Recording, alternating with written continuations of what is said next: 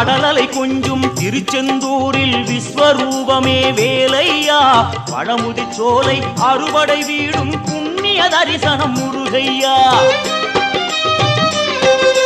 திருநீர் அணிந்து வரும் போது நெஞ்சில் நிம்மதி பிறக்குது கந்தையா சுகனே சிவனார் மகனே உன்னை பாட பாட சுகமாகுதையா வேல் முருகா அரோகரா